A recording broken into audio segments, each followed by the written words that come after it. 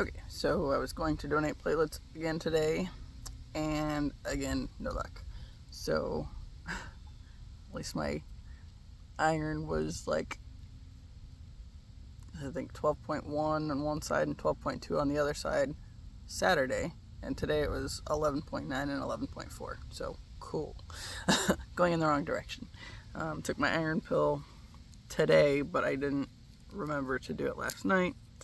Oops. But when I was talking to the girl that was, that checked me out on that end, she said, you want to go ahead and start with your hemoglobin first? It's like, yeah, let's do that, right? So, because like it's been pretty hit and miss, mainly miss. So, today again was a miss, but we were talking for a little bit. You told her I don't really remember taking a ton of iron last year, but I must have, because I didn't have hardly any issues. Whereas this time I kind of forgot about them. I had them in the cabinet and just whatever. Of course, I usually remember to go in and try to set up an appointment, all that stuff, when they send me emails. So it's like, I guess that's not something that's at the forefront of my thoughts most of the time, I guess. So the other's kind of been an afterthought. Guess that'll have to change if I'm going to donate in the near future, because obviously something's going on, right? And helicopters flying kind of low. But is what it is. When we were talking about it today, she asked like if I've got any new meds or anything. It's like, no, not really. And it's like, oh, wait a second, I am on birth control now. I went 6 years without any, and recently started like last month. The doctor mentioned it for cramps and whatnot, so I went ahead and got back on it. So that's probably part of the current issue. But we'll see. She said it has to be 24 hours in between, so I could theoretically go back tomorrow. I don't know, that'll be the most ideal day to go back. If I get on top of the iron, I guess. Maybe Saturday. I think, I want to say Friday, they don't have, they're not open real late. So if I were to schedule an appointment, I'd have to be there like early in the morning. Same on Sundays. But I have to double check that. I don't know. 3:33. Because of course. So, ouch. This is a different tree than I normally sit at the park. And we're having some issues here lately. This is stupid shit. Completely stupid shit. Yesterday,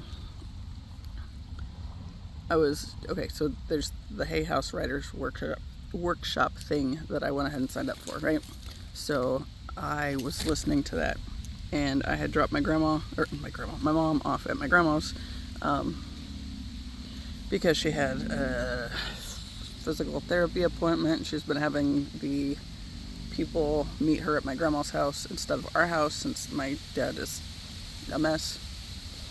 And so I dropped her off yesterday, then went and walked the dogs, and then the workshop started at 3. Completely forgot what time it started.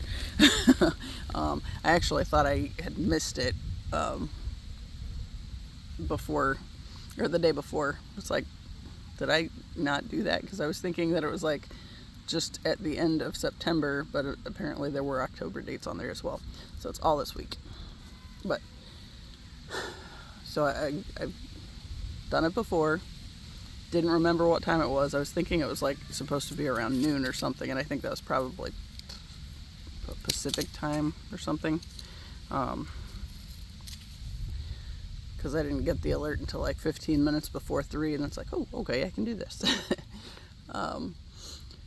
So I was in the middle of taking notes for that, right? It's like 2 hours for the non-VIP version. If I were to get the VIP package on it, then that would mean I would, have an extra hour of the class every day, keep the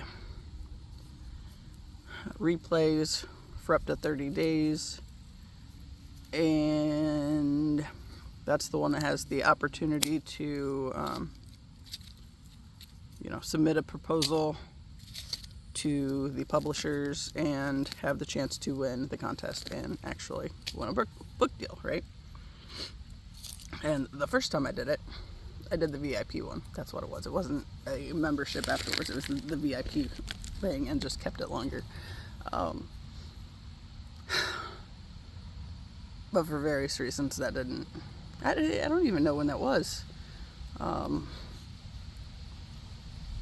wanting to say probably 2023-ish. But then I think they're supposed to do these a couple times a year, and that was the last one that I heard about until this one. So I don't know. Anyway, last time I did VIP. This time I'm not, because $6 is not going to do it. And that is what I have in my bank account at present date. So, which the way I've been thinking about it is, I feel like that's actually perfect this time around. I've talked about doing the 30-day Write Your Book Challenge back in 2021, and still have all the information, or all the notes and everything that I took from that, but of course, obviously I didn't do anything with that, because that was the one where I kept shifting to the negative and having a hard time getting myself back out of it, right? So when I was writing, it kept going to the dark places, and then I got stuck, and then I had a really hard time getting back into the writing, right? So then the whole, I'm sitting on a tree root, it was just the bottom of the tree. It's not really a root, but it's kind of lumpy. But anyway, like, I did the 30-day challenge. I still have all the emails, and I revisit them on occasion, since I'm more motivated on the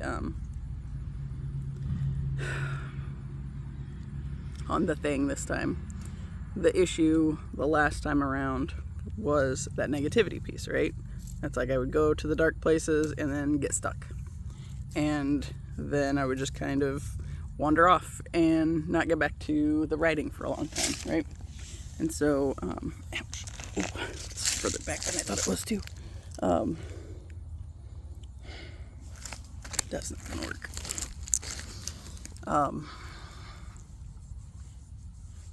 Right, so that was when the whole twin flame thing came up initially. And it wasn't really that the twin flame thing, anything happened with it on twin flame end of things. Like, I didn't have any idea what it was at that time. That one was, I had ended up in this dude's live stream and was just basically killing time trying to figure out what the fuck Instagram's for and what this whole live stream thing even was.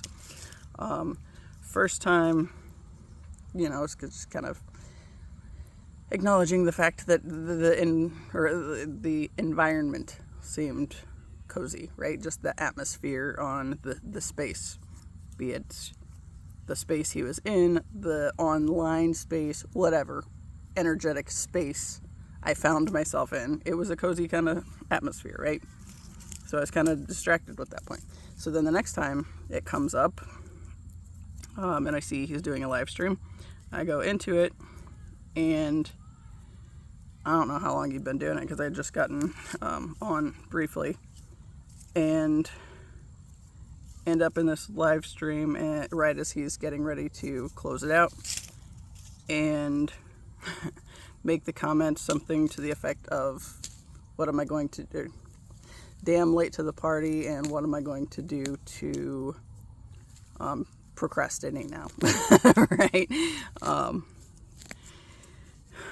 And he responded to it, right? So when he responded, then it was like this whole weird experience of feeling like a mouse running through a kitchen, and, you know, suddenly somebody turns the lights on, and it's like, I've been spotted, right? Because he saw what I said and responded to it, and it freaked me the fuck out. Because it was just completely unexpected. I didn't really know what the space was, or anything. And, you know, what ended up happening from there was like nothing on that end. It was just the like at this other energetic space, I was at this point where I was suddenly made aware of how unsafe I felt in my own body, right? And then, you know, started trying to navigate that whole space, because how do you go from, I think, generally feeling unsafe in my body anyway, but not really being aware of it until this random encounter on social media, right? And so it was a weird thing, and I didn't know what to do with it. But point of that was the book writing thing, right? I was stuck on the writing, because every time I started writing, I go to the dark places, and then I just not have any way of finding my way back out. Right, so this whole thing happens in 2021, and then, I mean, that's it. I've never met the dude in person or anything, so it's like, I mean, kind of online once, or another time, but still, right? So it was this whole weird thing where, you know, and I'm kind of thinking now, as I consider this, I have said that a lot about feeling like a mouse running through the kitchen and then someone turns the lights on. And now that feels like a little bit of a manifestation, since we have a mouse in the fucking kitchen. We haven't found it. We found lots of poop. We have not made it to the pantry yet. Still working on cleaning the stuff on the counters and in the drawers, because yes, there was mouse poop in the drawers even. And gross, right? But now that feels like you talked about it enough and you kind of manifested that, right? So yeah, oops.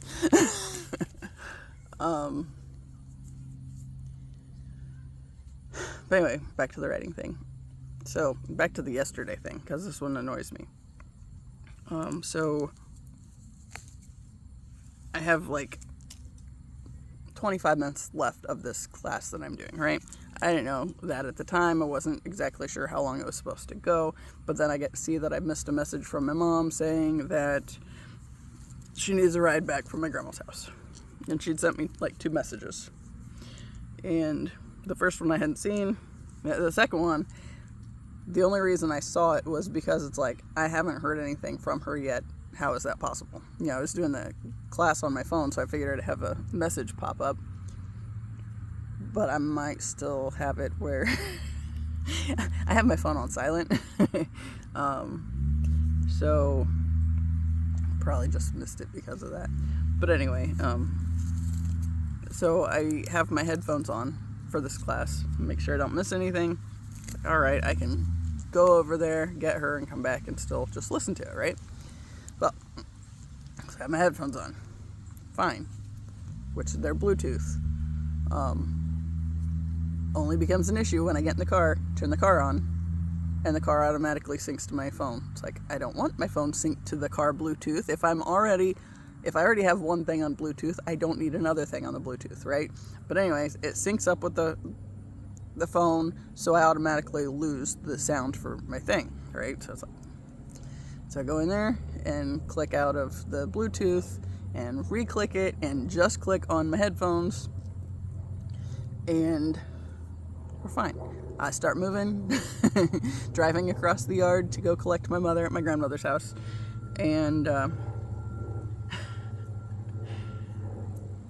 then I have the glitch for when the house Wi-Fi lost connection and my grandma's Wi-Fi was looking. And this is really silly because I can be in the backyard at our house and connect to my grandma's Wi-Fi. So I don't know what the deal is with that. My dad said it's probably because of where it's at now at her house. It's in the room that has a big glass door looking out onto our yard. So, but you know, there's like a whole, it's probably a solid acre in between where I was sitting and, you know, where the thing was. I don't know. Anyway, so that happens. So then I turn the Wi-Fi off, right, and go back to listening to it. I get over to my grandma's house and send my mom the message saying that I'm there, and then she doesn't respond and it doesn't look like she's gotten it. So I go in and turn the car off and everything. Then I gotta go through the whole process again. But it was really aggravating because I'm trying to listen to this thing. You know, I shut the car off and I was still connected to everything. It was fine, right? But I go in, make sure my mom's got her shit, and you know, as we're walking out, she says, "Did you not say goodbye to your grandmother?" It's like, I wasn't even going to go up to the damn house. It's like, why are you making a big deal that I didn't talk to her? It's like, just deal with it. It's like I'm trying to listen to this class. So then I get back in the car, and there again, I turn the car on, and automatically my phone syncs to Bluetooth. I don't know why, because my mother was there at that point in time, and I have it set up so her phone is the preferred phone. But still, since my Bluetooth was still on, it went and connected straight to the car. It's like, fuck.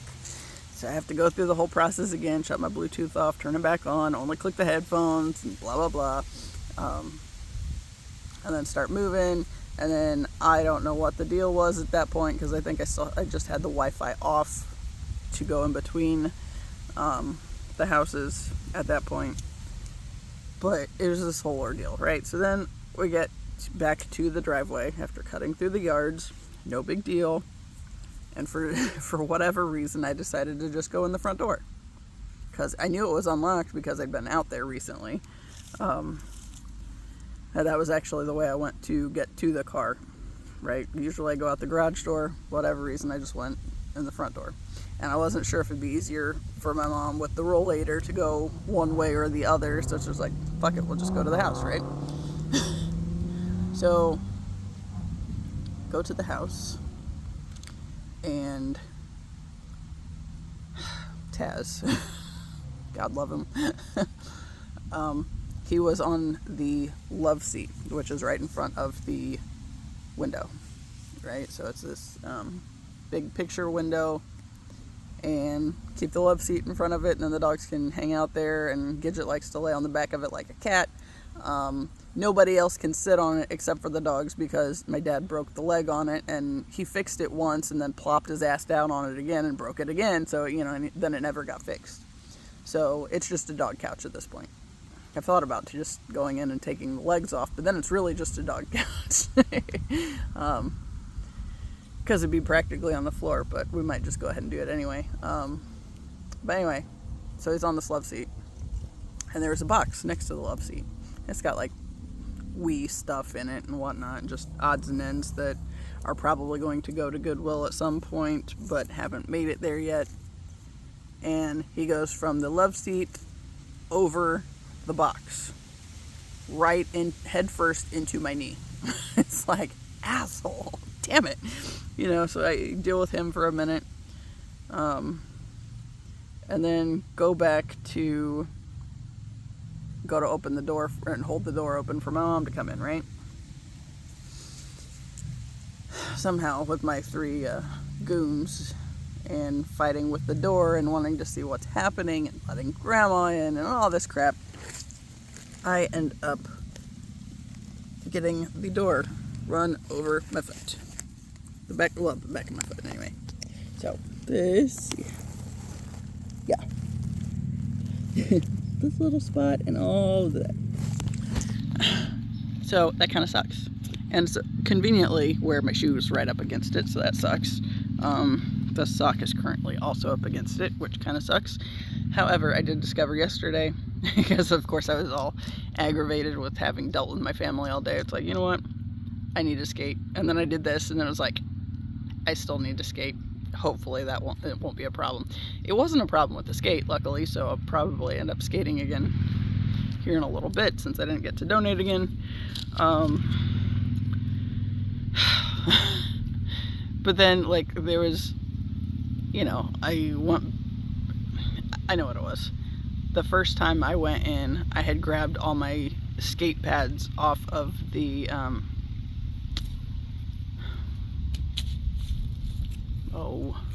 the damn thing I put the Christmas lights on. the little posts on the front porch, right? I had my skating stuff hung up there because I'd washed it the day before and it hadn't dried all the way, so I was trying to have them dry out in the sun to kind of speed that process along. And so I had gotten all that stuff off before my mom was done getting to the sidewalk. So I took that in the house. He bulldozed into my leg the first time. Then I go back out, get the door run over my foot, fighting with them. With all 3 of them at that point, and then also holding the door for my mother. And then when I go back in behind my mother, Taz plows into my leg again. It's like, son of a bitch. Y'all, this is not working out for me so much. But I did skate, and it was a good thing, you know, so it was like another afternoon skate. Haven't done that in a while. Remembered why I loved doing that so much too. So I think that's the, you know, I was originally thinking that if I'm going to run through the week, because that's something I can do in the morning, and I want to try to make that a more routine thing, but then it doesn't seem like running and skating the same day. But I think anytime I'm dealing with my family, I just automatically have to figure out how to skate afterwards, because it usually helps. Yesterday it did immensely. I did 7 miles, and you know, it's basically like a form of meditation for me.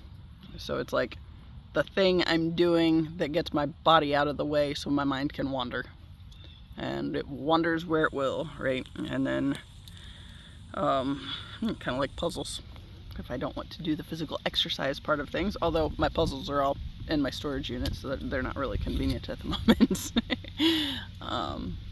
But hey, skating. Yeah, so I'm gonna go back to that. Probably do it here in a little bit. I don't know. And there might be some days where I skip it because I've run early in the day, and there might just be some days where I just do both. Because I have done both, and while it might not be ideal, it worked and gets my family out of my system either way. That's the most important part. When I was talking to that girl today, I was like, so I said, the one thing that these multiple trips have done for me is I realized that I gained 9 pounds in 20 days because of my family. He said that, I said, I was in here the last time and wasn't able to donate then. I think it was because it was too close to the start of the period. So I didn't donate, but I did get on the scale. And when I do that, I put it in that Weight War app on my phone, just so I can, you know, keep track of that, if nothing else. I said, so then I discovered Saturday, so I was up 9 pounds. It's like, the fuck? So I got to thinking about it. It's like, yeah, well, that makes sense, because Yeah, I told her about the stuff earlier in the year with the getting in the way of my skating and whatnot. The family, it's like, you know, Dad took himself off his, or Grandpa died. You know, of course, that was last December. And then I said that just everything with that got in the way, and then made it really hard to get back into it. And of course it got really cold, and then, you know, then there's more family shit as I'm trying to start the exercise routine back up. And then, you know, suddenly, you know, we get to April, and you know, my dad takes himself off of all of his meds for 3 weeks and ends up having multiple strokes. And then, you know, Mom falls and breaks her wrist, and after, well, I didn't say after the part, after she found out my brother was moving. That conversation's soon to happen with my mother, by the way. The one where she conveniently has all these things go wrong anytime my brother and I try to branch out. But I said, you know, just the last few months, it's like he took himself off his CPAP for 2 weeks and then has another stroke. And then exactly 1 week later, she falls and breaks her back. And so now I'm hung up getting pulled into their shit, having to take them to appointments and all this stuff. And there again, they're getting in the way of the stuff that I want to be doing, that I need to be doing, and, you know, making it really hard to do the things, right? So whether it's walking the dogs or skating or running or whatever, it's like one way or another, they're trying to fuck it up.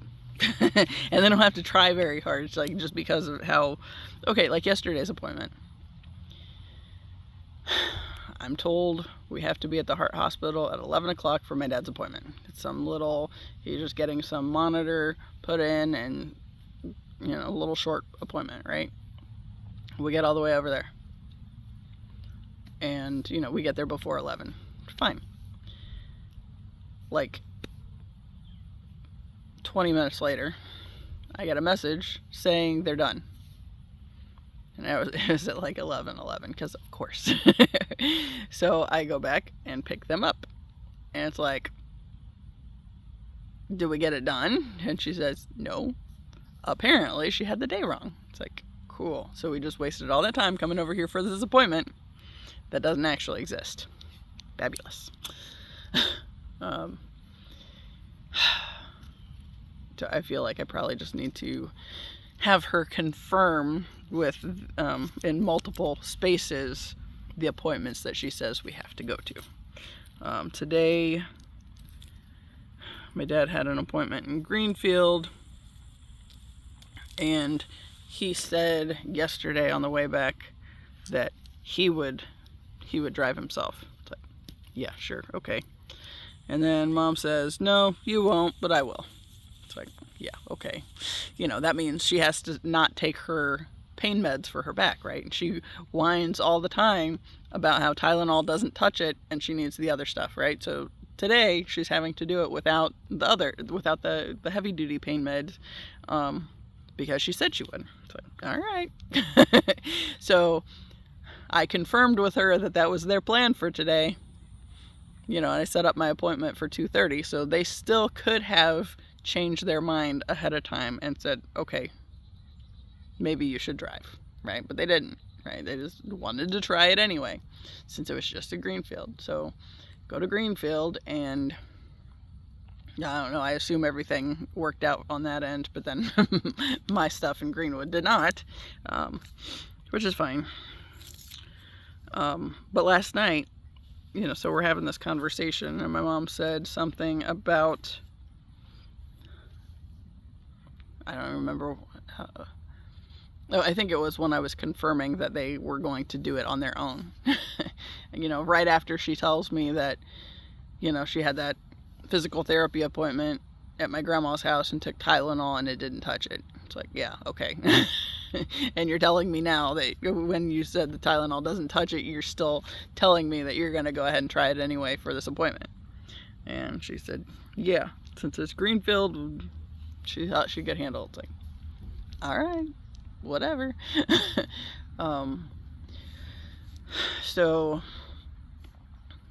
you know, she says, I said, okay, so I'm going to set up an appointment then, since you guys have this other, or have it figured out on your own. It was basically to, you know, deter it if possible.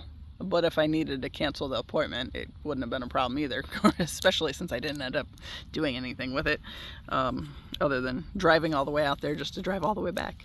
On that end, though, I've talked on here before about how I put in the request to the universe that at some point, when something big is getting ready to happen, I will see my birth date in the wild, right? So I saw it first on Saturday, but I saw it again today.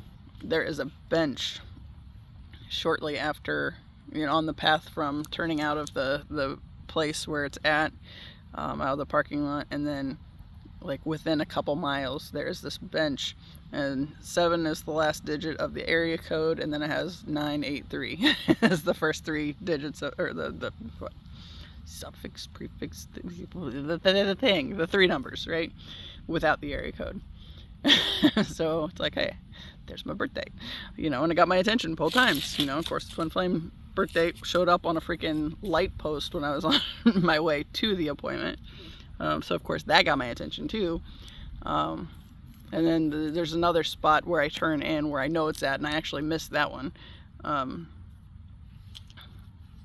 it's on this like, I don't know, some kind of utility box. Which probably makes sense why it would be on a light post that way too. Whatever.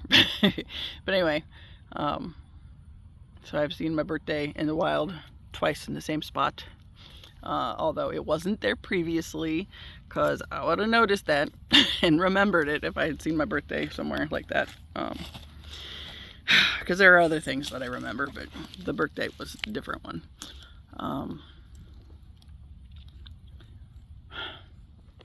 But I do think that is largely connected with the whole writing endeavor, because I've been actually not doing too terrible on that end. I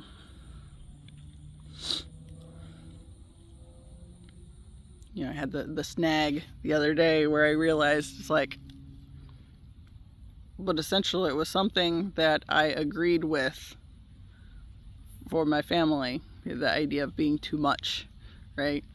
It was something that I agreed with, and was repeating that story, and then had to consider what if that was a means of me blocking myself from having other connections too, which even that serves its purpose.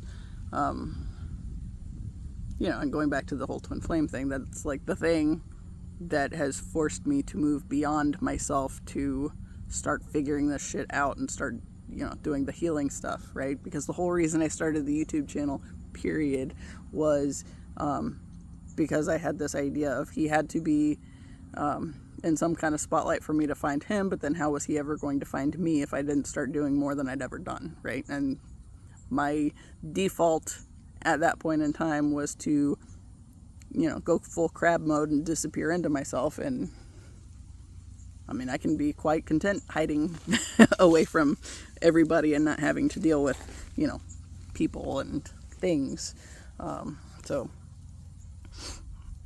Yeah.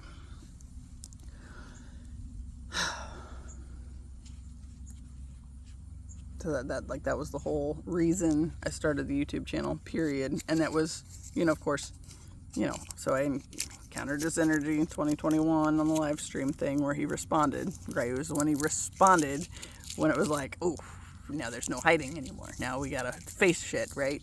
And of course I didn't know that at the time. That was just what's been happening since then, right? It's like basically like the whole YouTube started as a means of me starting to work through some of the stuff that I've been carrying my whole life, and that's been blocking me actively from doing anything worthwhile in my life, especially on the writing end, and especially on the connecting with people end.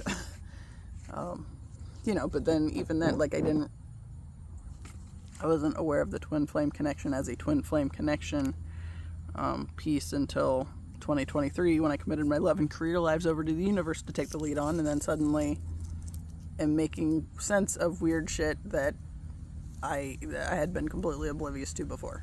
Like the fact that like I was aware of feeling like I was unsafe in my body. I wasn't aware initially that it was connected with this thing that had happened where he, actually saw something and I had said and responded to it, right? So then once I synced those together and then started realizing, because of course he started showing up in dreams too, like at least 7 of them that I wrote down, although I did send them to myself in text messages. And when 2023 came around and I committed this love and career path over to the universe to take the lead on, and then it points me in his direction as that's the one you've been looking for all your life. Then this is ridiculous. I went through and, I was rereading through the dreams that I had text messaged myself, and I deleted most of them because it's like, this feels obsessive. And then it's like, well, now I just don't have them. I reread them. I remember bits and pieces of some of them. Like the one I remember very clearly, that was the one, that I talk about a lot with the everything, that orange, or the building that everything had like an orangey hue. And I was sitting on the couch with my ex and like really angry at my ex, and I was so preoccupied with that, but I was also really confused at how, 4 of the 5 band members of this group are surrounding the couch. It's like, they're like sitting on stools, and it's like, so I was aware that they were there, and I was confused about why they were there, but I was so distracted with the anger toward my ex that I didn't really give it much thought beyond that. Aside from sending myself the message and never forgetting it because I've been able to go back into that dream, right? And then there was the other dream where, let's see. Oh, where I was in the bathroom stall and he shows up with like janitorial equipment and is like cleaning the bathroom. And he goes back to like the other, like the stall at the other end, and I was like by the stall at the first wall. And I was aware of who he was in that space and was thinking, why the hell is a freaking musician / music producer cleaning bathrooms, right?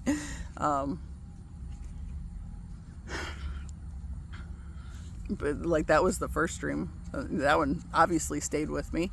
And it was kind of like when I went to leave the bathroom in this dream, he was suddenly ready to go to the stall that I was coming out of, and like I had to walk past him, and it was like this whole weird little experience, right?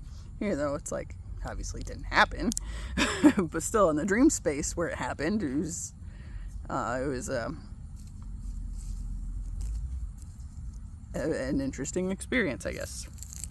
But then to come around with committing the 11 career lives over to the universe, and then suddenly feeling like I had no choice but to do the YouTube thing because, he had to be in the spotlight before so I could find him, but how is he ever going to find me, right? And then like the whole thing, like this whole online experience has been navigating through a lot of this healing stuff that I was just like carrying, and like it was actively blocking me from being able to do anything else. And yet I didn't know I was actively blocking myself. I mean, at some level I kind of was aware that I was getting in my own way, but also it was tied up with the stuff with the family and all that crap. And just even especially realizing how much like the stress eating thing that everybody in my family essentially struggles with is essentially this this whole thing to ease the dissonance of knowing you're not knowing there's something in the way of what you're supposed to be doing in your life, right? So like like I've known for a long time that writing is a big part of it, and yet every single time I've tried to make moves on the writing end of things, then it's like I've gotten in my own way at some level, right? And a lot of that is because I go down the darker paths and get stuck, right? Like I was talking about earlier. So, then when I started the YouTube thing, it's like, okay, so at yesterday's Hay House thing, they were talking about the book before the book, and they were talking about a bunch of people that self-published their first book before they got connected with Hay House or whoever else, right? And so I was thinking about that. It's like, well, that makes perfect sense that would be the thing I have to do first, right? But then I was also thinking, it's like, essentially this YouTube thing has been the book before the book, because that it's a lot easier to talk my way through the heavier stuff that I've been doing all this time, right? So, whereas I've had lots of things where if I'm writing it, I get hung up in it, then I get lost in the feelings, and then just kind of shut down, and that's it. If I'm talking my way through it, then it usually hits me really hard at some level, and then, how many freaking videos have I done that I've cried through? A ton. So I feel like the YouTube thing has essentially been the book before the book, because it's the thing that is getting all this other stuff out of my system, so I'm able to navigate the stuff that I'm meant to find my way through. The stuff that essentially my family, like all these, all the tendencies to buy into my grandfather's bullshit to keep his illusion alive, right? So like that was all essentially also to block me from doing what I came here to do, right? And going back to when I was 8 and in the room with my grandparents and my parents, and I'm sure my brother was probably there, but feeling like I was the elephant in the room because this bullshit with my cousin had come up and everybody in the family was aware of it,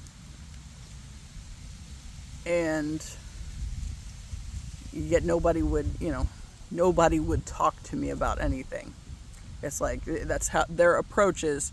You talk about people behind their backs, right? So that's normal, but that's not normal, and therefore, since that's one of those dissonant things on not addressing the actual issue, that's where some of that stress eating comes in at, because you feel this dissonance knowing that there's something there that's not happening that should be, or should be happening that shouldn't be, and it's just that energetic disconnect. So to numb the pain of the dissonance, it's consume all these empty calories, all this junk that is serves no purpose other than allowing you to pack on the pounds and all that fun shit, right? And feel like absolute garbage because it's not good for you in any kind of way.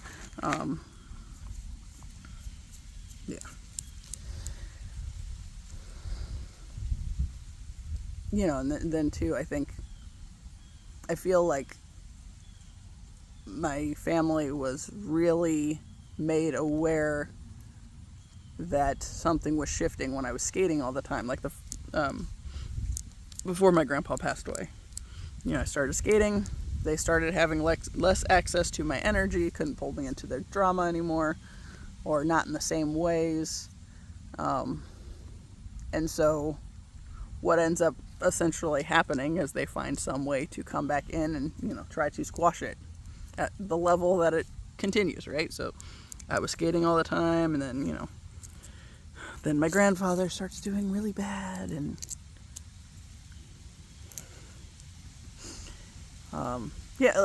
even that point, when I told my mom after he died that he already lasted 33 years longer than he should have. He outlived his purpose by 33 years. I think that was how I worded it. She didn't like it. She never really said anything to me about it. She tells my brother,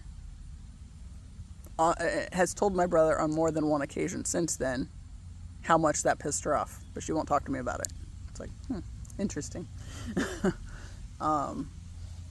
And I fully stand by that, so if she wants to talk about it, then I'm down to say it again. I've said it a few times on here. Shit, I did the video the day of the funeral, after the funeral, and talked about the frustration of just being around all, like, my cousins, right? So I rode over to the cemetery with my mom's youngest sister's son and daughter, and the middle sister's... Were they both? No, I think they were both there that day. I think there was 5 of us there. Both of them, both the siblings from each of the sisters, except, my mom. My brother wasn't there with his family because Gracie had a thing. And of course, they still hold that over his head, right? And he still doesn't feel bad about it because his priority absolutely should be his child over the freaking funeral of, somebody who was obsessing over his death for 33 years before he actually died. And like the one cousin, the middle sister's son, made that comment, I think last year sometime. Yeah, because my grandfather was actually in the hospital. It was on the actual final downward, we're wrapping this up kind of a thing. He made a comment to his mom about, for 6 years, I have been told that I have to drop everything I'm doing to come up and see my grandfather because he's on his deathbed, and then he hasn't died yet. He said it's been 6 years, and the man hasn't died yet. My aunt was really upset about the whole thing, and she showed it to me, and I read it, and I was like, I know you're upset about this. I said, but I absolutely get where he's coming from, and I'll do you one better, because this has been 33 years of my life that has been wrapped up in obsessing over that man's death just for him not to die. I said, so I get it. I said, I know that it upsets you, but I absolutely get it. My uncle, I think, chimed in with agreeing on his obsession with death, because that's what it was, right? But yeah, like, even that, my mom won't talk to me about it, but she'll talk about me to my brother. And I'm sure she said something to the sisters. I don't know what, because they're not reporting back or anything. Her youngest sister did show up at our house the other day and just started helping her go through stuff on the table and just throwing stuff away. And I was there, and I watched her do it, and it's like, I'm not contributing because that's her mess that she put there. Right? So now my mom's at the point of, she's decided, since my dad doesn't ever use his desk, she's going to take over his desk, because part of the reason the table is as chaotic as it is because it's her desk, right? Because, she mentioned this earlier, and she said, I'm not trying to blame you. She goes, but I did have a little office in your brother's old room, or your office now. It's like, it's true. But there was so much shit in that room that she said if I could clean it up, get rid of that stuff, I could use the space. So I did, right? And of course, a lot of it went to the garage. So, like, that's the whole ordeal. Some of it went to the shed. There was a bunch that got thrown away. But again, it's because I have to go through their shit. Otherwise, it doesn't get gone through, right? So that's like, there we go again. Now, of course, this whole situation with the damn mouse, we gotta get that figured out. So I told her this weekend I will help her pull everything out of the pantry, and we will go through it, and we're going to redo things, because we got to get the mouse out of there. Hopefully it's just one, but I make no promises. And I haven't seen the back of the pantry in God knows how long, so yeah. I think my mom has blocked messages from me. It was like she's got all notifications off if they come from me. Because when I was sending her the messages yesterday, she was saying she didn't get them. You know, that's happened a few times. But she'll start sending messages to me and my dad, and if I send them in that conversation, she gets them. So, yeah, pretty sure she's shut off the notifications, which thus she's just not getting my messages now. Which I've turned off alerts for theirs, so it's like I'm not going to say that's a bad thing, but I still at some point, like I still get them at the top when, you know, they send them. It's just if I'm doing other stuff, it's not going to take priority, but that's me. Yeah, I don't know. Anyway. Oh, I know what else. So yesterday, when we're having that conversation about, she was sure they were going to be able to handle the appointment today without a problem. And of course, I think this was the psychiatrist, and my dad's extremely pissed about having to go to that one, period. I don't know if she sent him the message about, you know, my dad shitting all over the place and how all that went, or not. But I know she said she was going to. Whether it actually happened before the appointment or not, I don't know. But anyway, my dad was pissed about the appointment because, you know, psychiatrist. He is very much of the mind that that's a weakness and, you know, you shouldn't seek help and all this crap, right? Which, you know, just basically makes you a much more difficult human to live with if you aren't willing to ever look at what harm you might also be causing the people around you. Like, he's very, very convinced that none of us give a shit about him. Just like, he doesn't give a shit about him, so nothing you can say or do would matter or make a difference on that otherwise, right? But also, because of him moving from that space of not giving a shit about himself, he made it very abundantly clear, I've said many times, if the car blew up with me in it, it would take care of two problems. It would take care of the kid that's a problem, and then also the car that was a problem, right? It would just solve two problems, and we don't have to deal with that anymore. I've told my mom that, and she's like, I don't think that's true. It's like, okay. It's like, just remember that anytime you think back on the times you were told that it was just bad gas, anytime there was something wrong with a car. She's like, I have heard that a few times. It's like, I was like, and she said, but I think that was just because he didn't know what to do with it. It's like, yeah, so your answer to not knowing what to do with the car issue is just to deny there's an issue, right?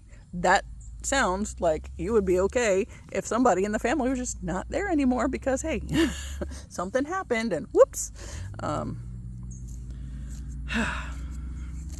anyway, the other point. Going back to the other point again. The bigger thing was yesterday. So the idea of what she wanted to say was not what she actually said. And I knew what she meant, but I also heard what she said, and it's like, okay, so what she meant was she's not ready for me to be off the hook on, you know, the appointments and all that stuff, right? She's not ready to be running all the appointments because she, you know, can just skip her back meds whenever, or her pain meds. What she said was, I'm not ready to clip your wings yet. I was like, you do realize that anything that has wings, if you clip them, you're actually preventing them from doing the thing they're supposed to be doing, right? The flying, right? So okay, for pet birds, if people clip their wings, it's, you know, like the feathers, like the flight feathers. So it's to keep them from getting as much height and distance. They can fly for like little short bursts, right? So they're not, if they get away, you have more of a chance of getting them back, right? That's the idea of that. I said, like, butterflies, okay? If they're coming out of the cocoon and, you know, they're struggling in the process to get out of the cocoon, if you help them, you damage their wings and they're never going to be strong and they're never going to be able to fly like they're supposed to. It's like, So you mess with the wings, that's usually affecting their ability to fly. But I was really thinking, it's like, I feel like I've already been living that my entire life, right? It's like the whole,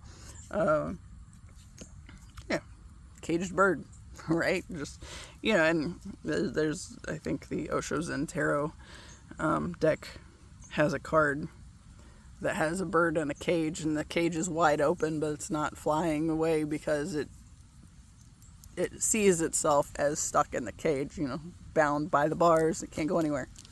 It's like, I have two birds. So I get that kind of experience, or the whole idea. I have not let them fly freely in the office since they've switched rooms. I do need to do that. Haven't yet, though.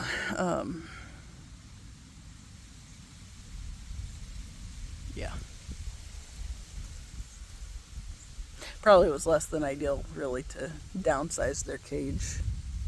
It was before they could fly all over the place in the cage, but now they have to hold on to things and flap their wings. But even that, it's like the parallels with reality. It's like, I can see this, I can get this. That's probably actually a big part of why I have birds right now. This whole understanding this thing more clearly and what's actually going on. But yeah, when she was talking about she's not ready to clip my wings yet, it's like, you're actually talking about not doing the thing. It's like the thing you're trying to imply is not the thing at all that you're talking about doing. The thing that you're talking about doing is the thing you've actually kind of always done my life. Right? My whole life. That's what it's been. Is all the ways to prevent you from flying off. Right? If you don't think you're capable of doing anything, you're not going to take the risk of trying things out that eventually get you to the space where, you can find a new way of existing, right? So, I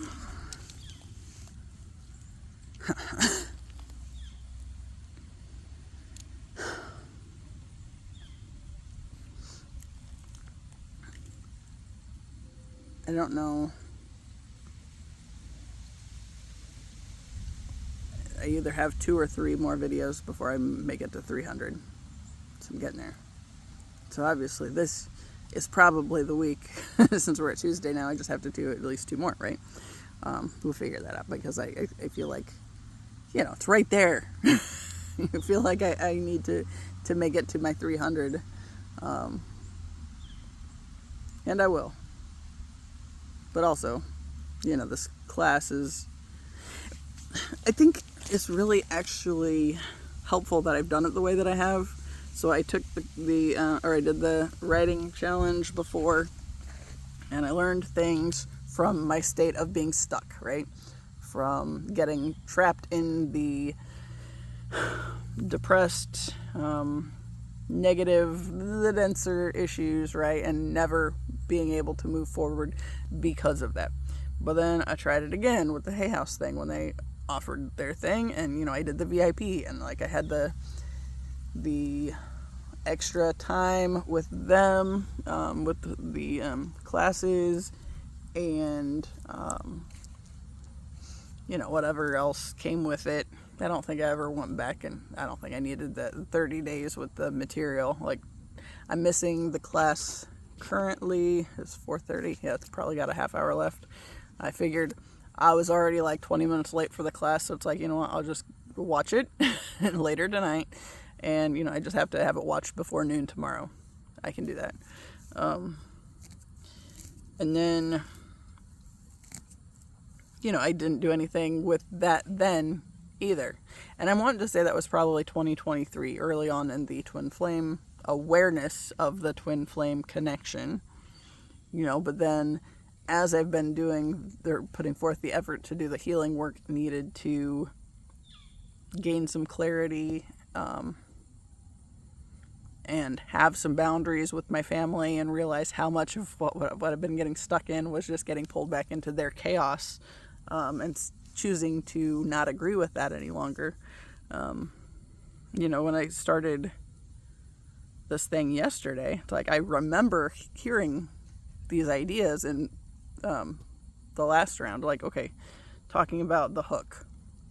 So at least the Hay House course talks about it as the hook. The other, I don't know if he did or not. I remember hearing elevator pitch from the challenge, but I'm sure he probably did call it the hook. I don't know. I won't swear to it. But either way, like, now that I'm able to hear it essentially for a third time, technically more than that because I have revisited the notes from the other stuff. But, you know, getting the idea and having the clarity around it while I'm sitting there thinking about it, you know, it helps immensely because now I'm seeing the things that were blocking me from making these connections before. You know, like yesterday, I went and was skating and was thinking about this idea. And, you know, I had some thoughts come to mind and kind of like, is this the book before the book kind of a thing? Or is this the book, the first book? Because I've gotten so much of this other stuff essentially cleared out of my system because of the YouTube thing. Yeah, it's like navigating that. But I was thinking through a lot of that. And, yeah, then when I went to sleep last night, I was thinking a lot about this too, because I had started writing before I went to bed. And, you know, I found myself revisiting the,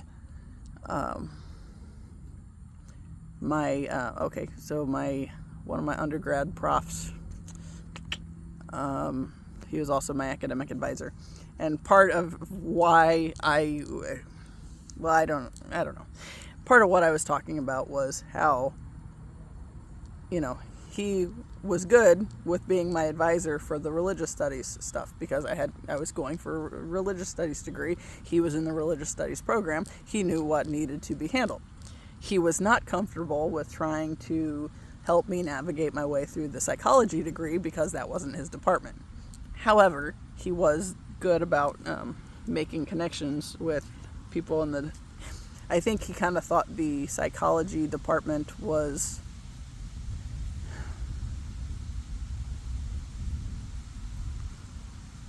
more important.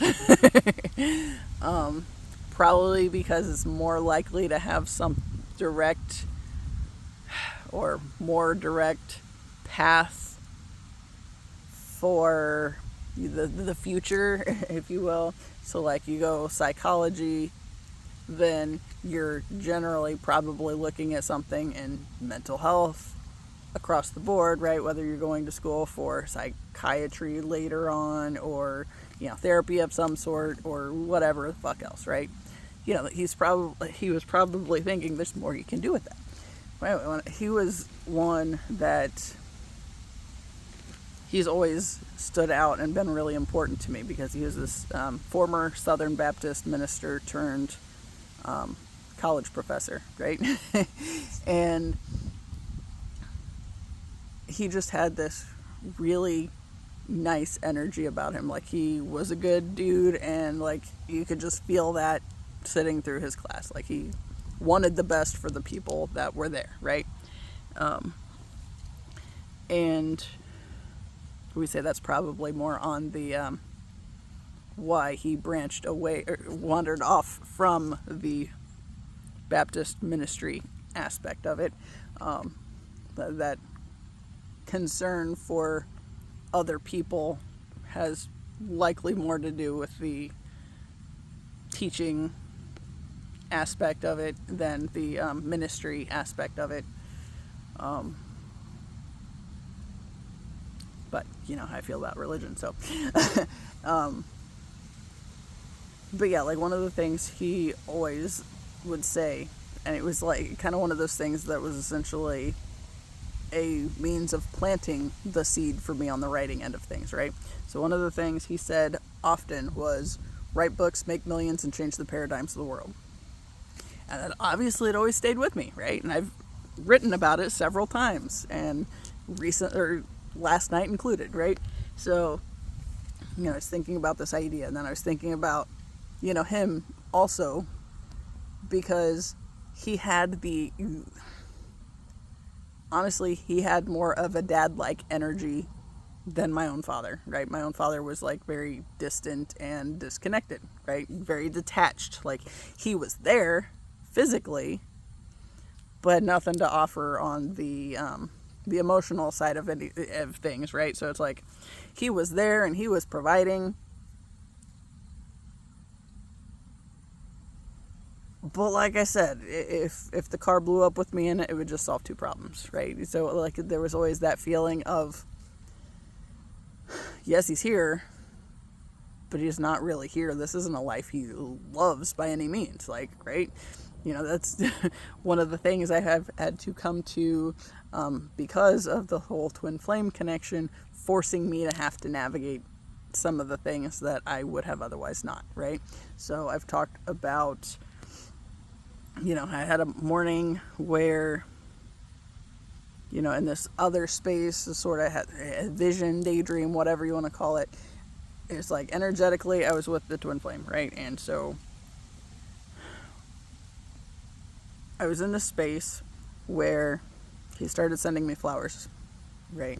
And it was like the vision or the daydream or whatever got stuck, and I just kept getting all these flowers until I got to a point where I like panicked and it was like, stop, I don't deserve this.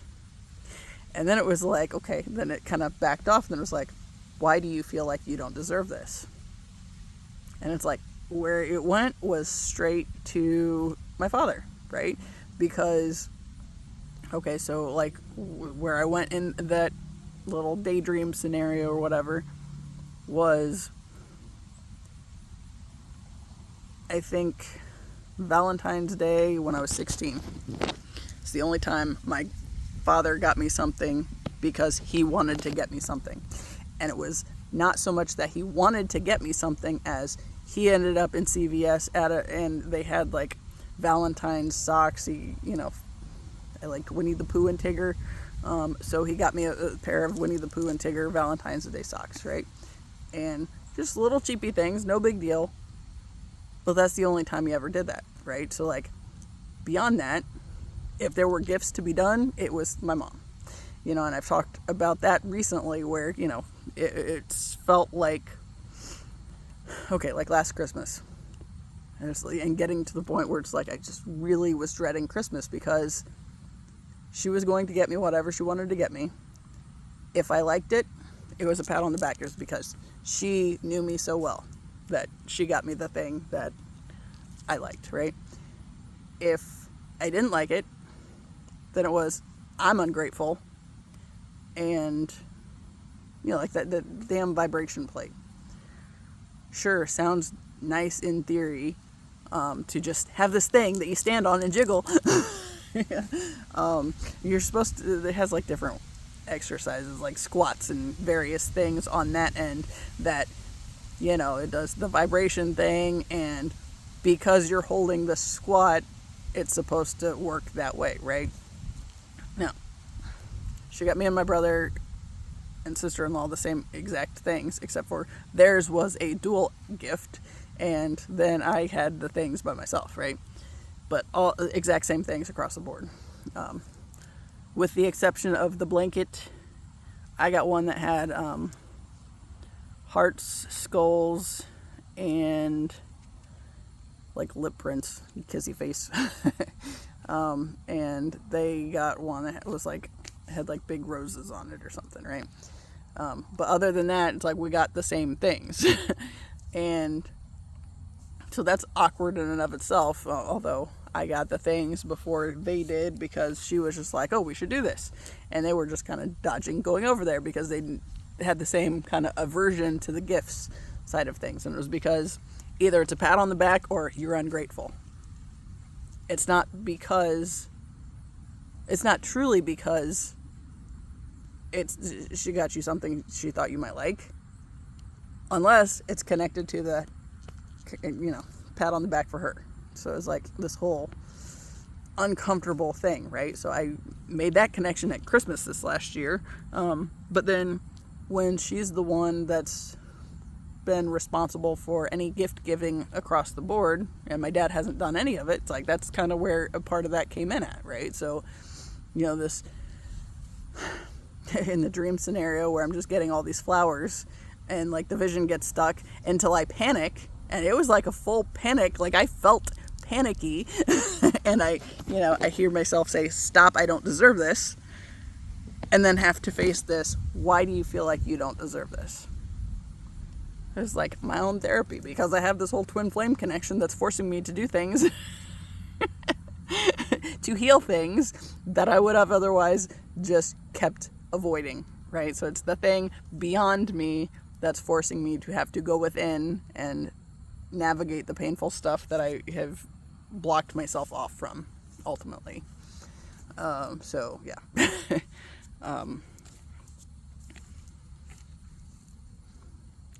Yeah, so yeah, going back to the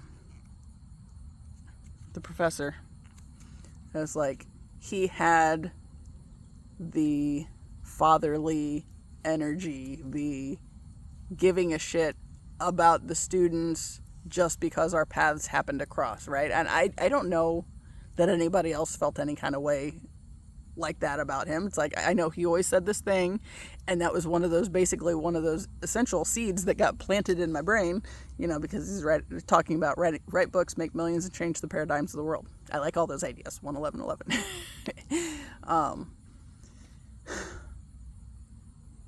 But, you know, so it was like the thing that, like, there was this level of excitement. It's like, ooh, something to look forward to. And also, you know, he was my academic advisor, and I knew he cared about leading me on the right path with that, to the point that, you know, he said he didn't feel like he could help me on the psychology end. He did, you know, when I was very insistent on staying with him as an advisor, you know, he was okay with that. But I think it made him a little uncomfortable, just from the standpoint of, he didn't know the psychology program, and he didn't know how to best guide me on that end, although he did make a couple connections in order to help me better in that direction. You know, and I still talk to my psychology instructors. I mean, not all of them, but some of them. So, yeah. But he had that kind of fatherly energy, the, you know, gives a shit about the students, and just trying to help you to the best of his ability, you know, whereas my dad was just very detached, and, well, we weren't going to starve. I mean, there was that, but, you know, but that, going back to that piece with my mom, it's like, if they are together, mom's way automatically is the thing, right? If you don't go along with what she wants,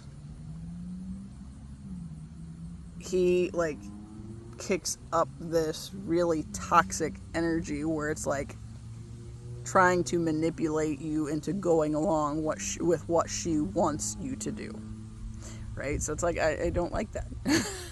I've never liked that. You know, and like, the big thing was, what that did for me when I was growing up is, I felt like I was, you know, basically on my own. You know, my brother and I have had the conversation a bunch where, you know, we felt like at some level we were more, I guess, emotionally mature than they were. Right? So it's like, do you ever feel like we're the parents in this situation? Because I kind of do. And I kind of don't like that, and I'm kind of over it, but I kind of do, right? So it's like that same thing. Like, even now, it's like the emotional manipulation, and the biggest problem they have with me is they can't manipulate me into going along with whatever, like, they could before, right? So then it's doing the stupid shit to block me in other ways. Like, you know, going back to the fact that it was 2 or 3 hours after I had told my mom that at some point they need to figure out how to exist without me around, because I want to have my own life.